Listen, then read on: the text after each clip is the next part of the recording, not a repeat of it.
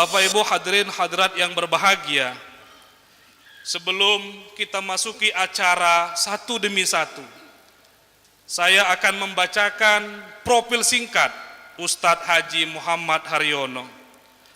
Ustadz Haji Muhammad Haryono lahir di desa kecil di Pasuruan, Jawa Timur pada tanggal 4 Maret 1969.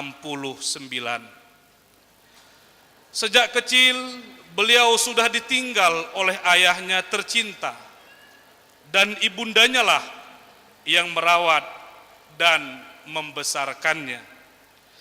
Saat ini beliau mempunyai seorang istri, Hajah Nuraini Haryono, dan dikaruniai 2 anak laki-laki dan 3 anak perempuan, yaitu Haji Imron Maulana, Hajah Irma Nurjanah, Hajah Nurma Hidayah, Hajah Laila Masitah, dan Sultan Khalid Muhammad.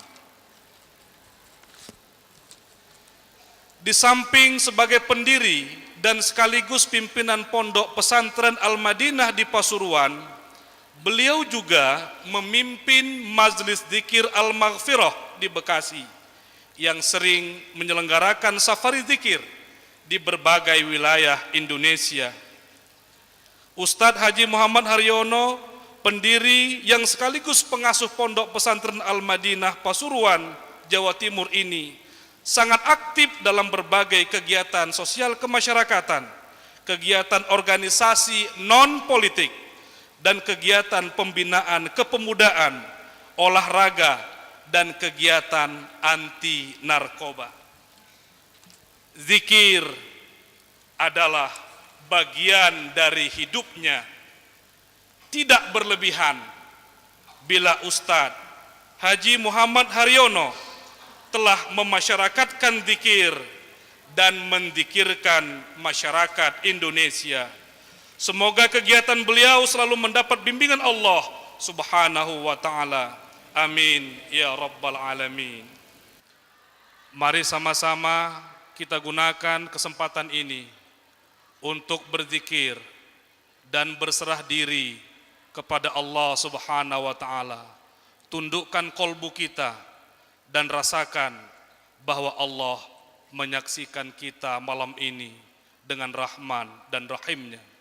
Kepada Al-Muhtaram Al-Ustadz Haji Muhammad Haryono, kami persilakan untuk memimpin zikir dan tausiah kita malam ini.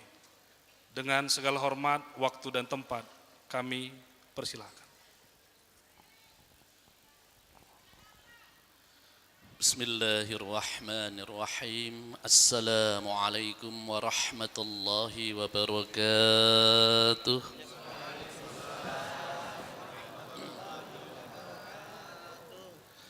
Alhamdulillahi rabbil alamin.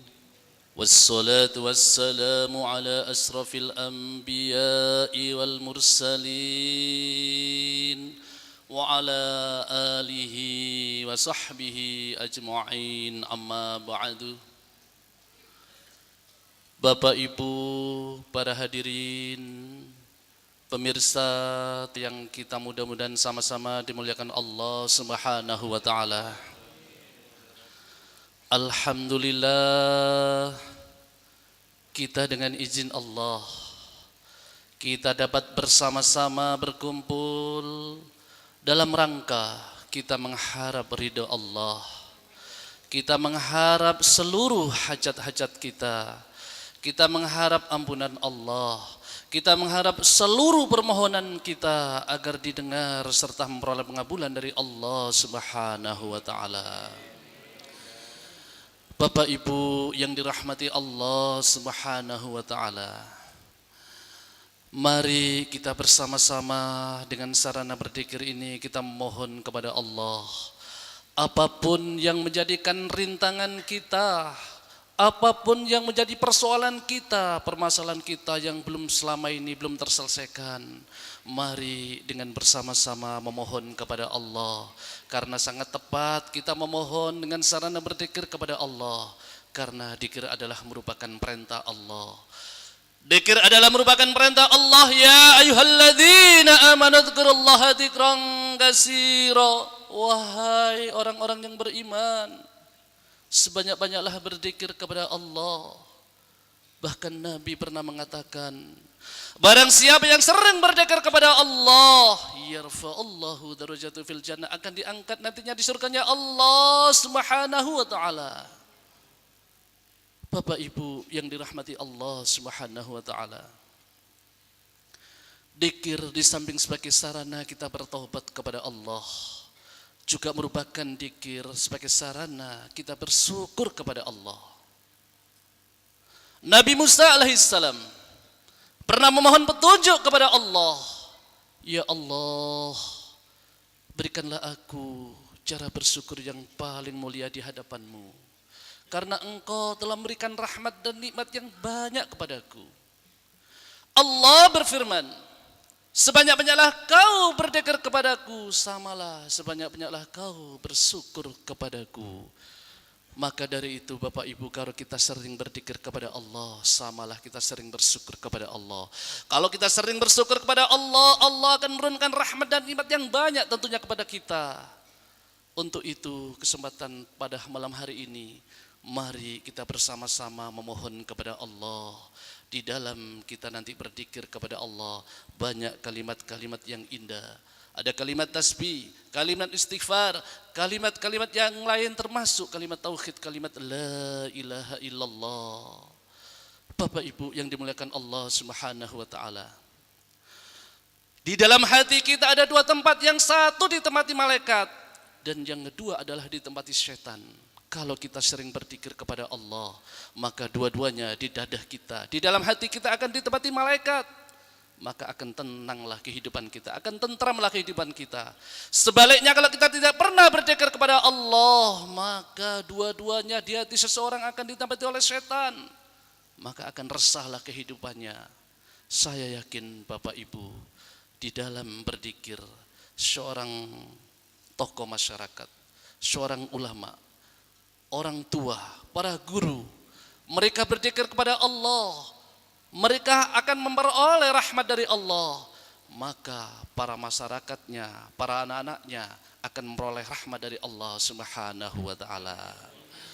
Untuk itu mari kita memohon kepada Allah dengan sarana berzikir.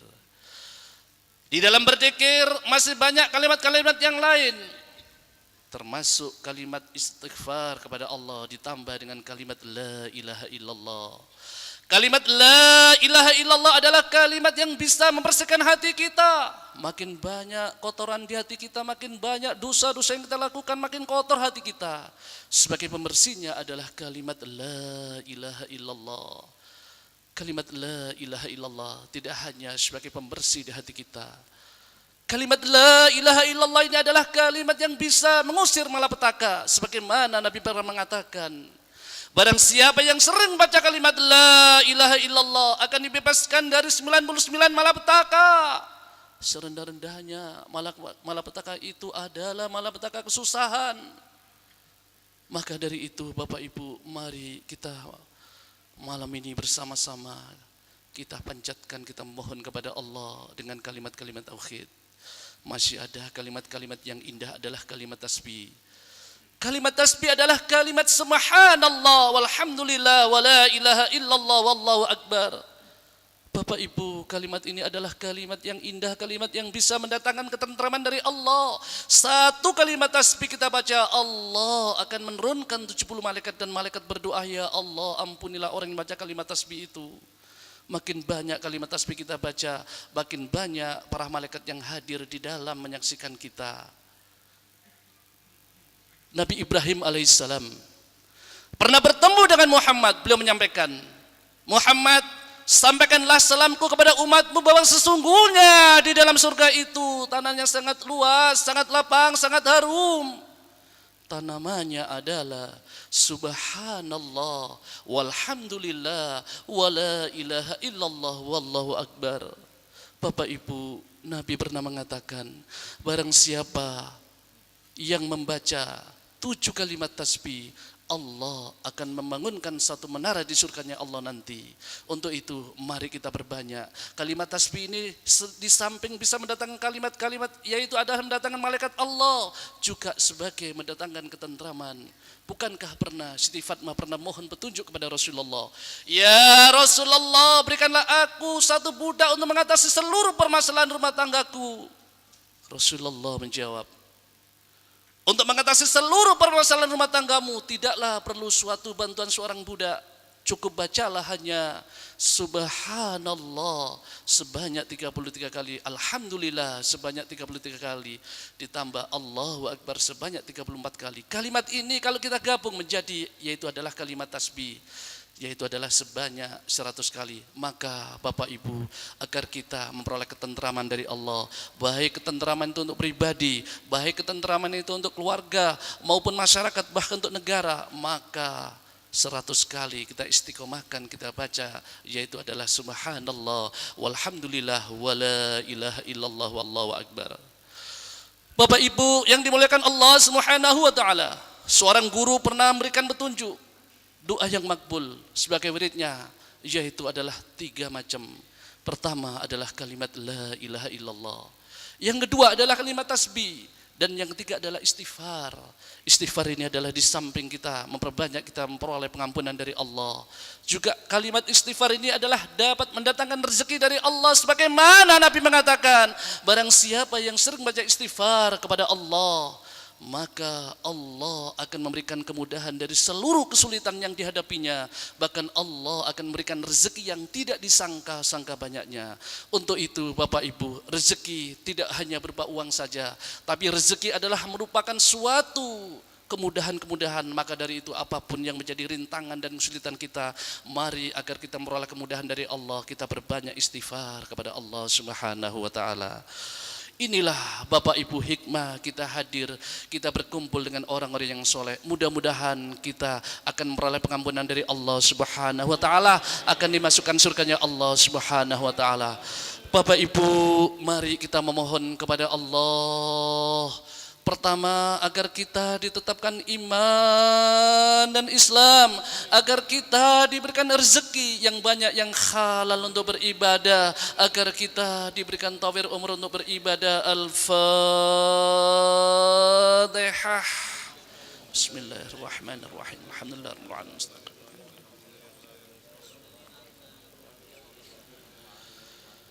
Selanjutnya mari kita memohon kepada Allah seluruh hajat-hajat kita, seluruh harapan kita, seluruh permohonan kita, baik yang sedang kita ingat maupun yang sedang lupa, semoga memperoleh pengabulan dari Allah Subhanahu wa taala. Saudara-saudara kita yang sedang sakit, baik yang berada di tengah-tengah masjid ini maupun yang berada di rumah, maupun yang sedang menyaksikan kita, maupun yang sedang berada di rumah sakit yang sedang sakit, kita doakan semoga penyakitnya diangkat oleh Allah Subhanahu wa taala, diberikan kesembuhan serta kesehatan. Al-Fatihah.